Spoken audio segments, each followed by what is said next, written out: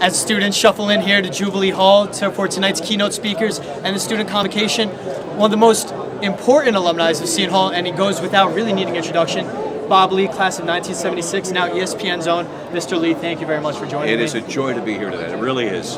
And so I ask you, you graduated in 1976. You graduated high school just down the street in Bloomfield. Right. What brought you to campus right here in South Orange?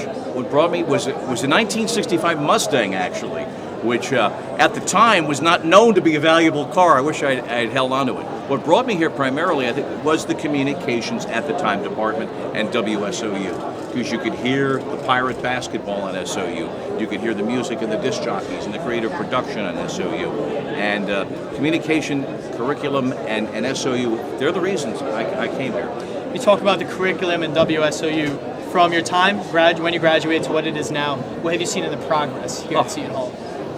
What's offered now to students it's amazing. I know in preparing my remarks for the convocation this evening, I just refreshed myself on all the different majors that are available, the way it's kept pace with technology, the way it has numerous disciplines involved.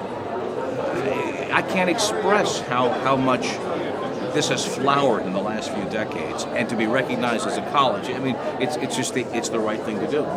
What does it mean for students here that are studying into broadcast journalism, that aspire to be a journalist, on-air talent, that there's finally a college of the communication and the arts for them? I think it puts us at a higher plane. I think it increases our visibility.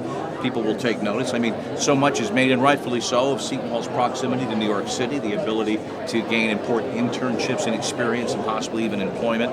I think it puts us further out there. And to a large extent, it's a very competitive. I've learned a lot about higher education in the last few years, and there's branding. It's very important to have your name out there, to have people understand what you stand for as a school, what you represent. And I think this is a major step in that direction in putting the word out that this is a transformational time at Seton Hall. You talk about everything Seton Hall did for you. How did it prepare you for what you've become one of the original members of ESPN from its debut in 1979, the host of Outside the Line since 1990, and the face for World Cup coverage and national team coverage for Team USA?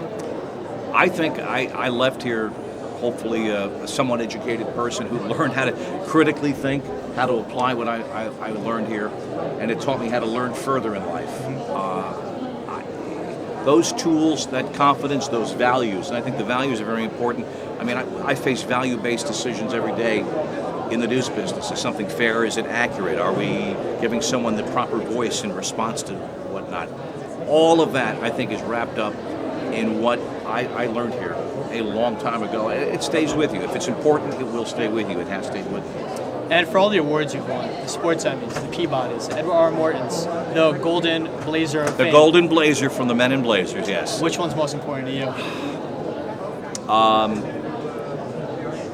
I would say the respect of my colleagues is more important than anything, because, yes, everything you've said is very important. The Golden Blazer is very nice.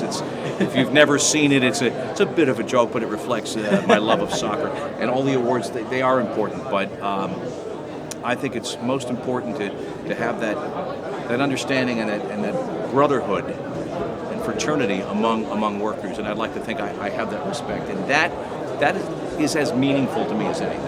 For journalists and broadcasters, both at the professional level and starting out in college as a student, everyone would like to pick at your brain. What's a simple tip you have for them?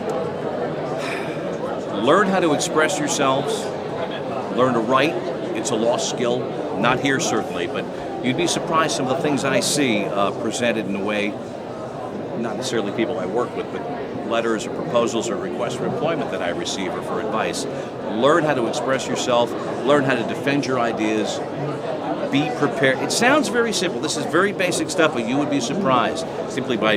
Woody Allen once said, 80% of life is showing up. It's not quite that simple, but the simple things do matter. Your presentation, your preparation, your critical thinking.